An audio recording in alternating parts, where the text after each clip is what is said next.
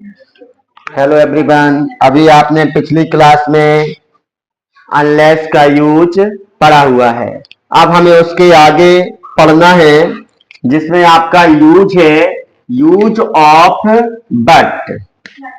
तो देखिए यहाँ पे कंजंक्शन में आपका है यूज ऑफ बट। हमें आज किसका यूज पढ़ना है? बट का यूज पढ़ना है।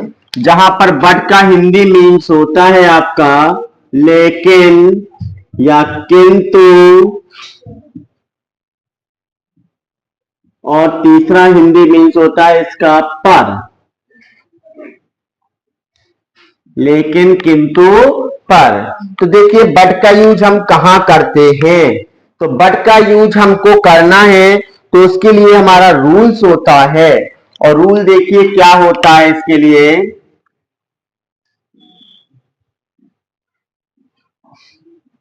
रूल नंबर फर्स्ट, जब दोनों वाक्यों के कर्ता एक समान हो। कहने का मतलब है कि same types of subject when both sentence, मतलब जब दोनों वाक्यों के कर्ता कैसे होते हैं, एक समान हो, तब हम वहां पे किसका यूज करते हैं? बट का। और इसी का एक सेकेंड रूल भी होता है कि बट का यूज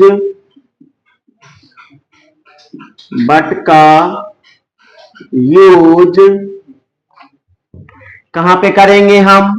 तो बट का यूज उस समय किया जाता है, बट का यूज उस समय किया जाता है। तो देखो कब किया जाएगा बट का यूज? बट का यूज समय किया जाता है जब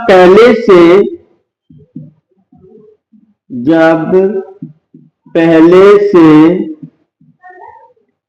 आए हुए क्लॉज आए हुए क्लॉज क्लॉज मतलब होता है उपवाक्य। उपवाक्य में जो बात कही जाए, जो बात कही जाए तो उसके ठीक विपरीत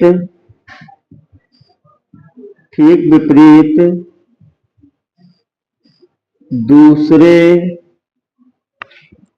क्लॉज तो उसके ठीक विपरीत दूसरे क्लॉज में बात कही जाए। ठीक है, मतलब जब क्या होता है बट का यूज उस समय किया जाता है जब पहले से आए हुए क्लॉज में क्या होता है, जो बात कही जाए और उसके ठीक विपरीत वही बात क्या होती है, दूसरे वाले वाक्य में क्या की जाती है, जब रिपीट होती है तो हम वहां पर किसका यूज करते हैं? बट का यूज करते हैं। जैसे कि अगर हमने बात किया फॉर एग्जाम्पल के लिए, तो फॉर एग्जाम्पल में देखिए क्या होता है। जैसे कि फॉर एग्जाम्पल में लिखा mister Sharma is a rich person, मतलब मिस्टर शर्मा क्या है? एक अमीर व्यक्ति हैं। और ही इज नॉट हैप्पी, और वह क्या नहीं है, खुश नहीं है। तो बगल में लिखकर आएगा आपका कि कंबाइन यूजिंग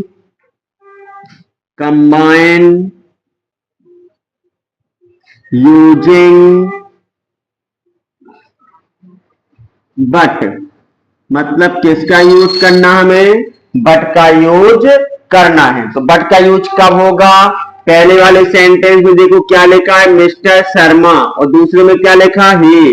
तो दोनों में सब्जेक्ट कैसे हैं, एक समान है, क्योंकि ही किसके लिए शो हो रहा है, मिस्टर शर्मा के लिए। फिर क्या लिखा, एज, और यहां भी क्या है सेंटेंस में, एज। तो ये भी सेंटेंस कैसा है हमारा, सेम, मतलब हेल्पिंग वर्ब भी कॉमन है। तो लिखा आ रिच पर्सन, यहाँ क्या है, नॉट हैप्पी। तो यहां से आपका पूरा सेंटेंस कैसा है, डिफरेंट है, मतलब देखा जाए तो अलग अलग है। तो अब इस प्रकार के जब सेंटेंस आते हैं तो हमें क्या करना है, जिसके बीच में डिफरेंट होता है उसके बीच में हम किसका यूज कर देते हैं, बट का। क्योंकि मिस्टर शर्मा ही दोनों सेम है, तो हमने एक बार क्या लिखा, मिस्टर शर्मा। फिर इसके बाद देखो क्या लिखा, यहाँ एज है, यहाँ भी एज है, तो हमने क्या लिखा, यहाँ पे एज है।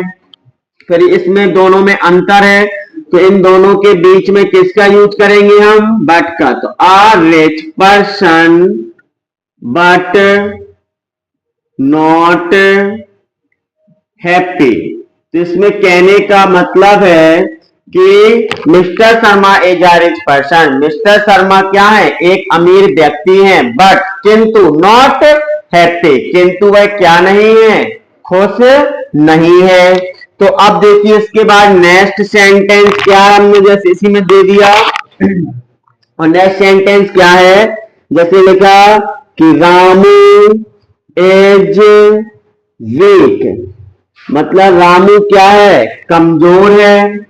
फिर लिखा हमने कि रामू इज इंटेलिजेंट, और रामू क्या है, होशियार है। तो ये वीक मतलब किससे कमजोर है, शरीर से कमजोर है, किंतु वह दिमाग से क्या है, तेज है।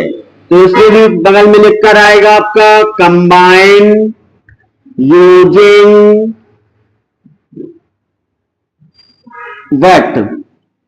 तो जब बेटा इसको हम बनाएंगे तो गौर से देखें अगर, तो इसमें भी देखो हमारा क्या है, रामू, और यहां भी क्या है हमारा, रामू। तो दोनों से हमने क्या लिखा, एक रामू लिखा, इसमें एज है और इसमें भी एज है, तो दोनों से हमने क्या लिखा, एक एज लिखा।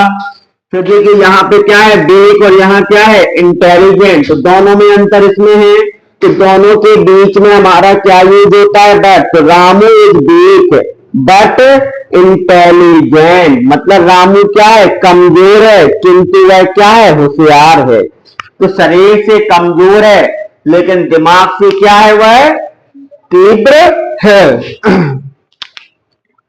इसके बाद है आपका नेक्स्ट, यूज ऑफ बिकॉज। अब हमें किसका यूज पढ़ना है, यहां पर बिकॉज का यूज पढ़ना है। तो बिकॉज के यूज के लिए हम क्या करते हैं, देखते हैं। सबसे पहले तो बिकॉज का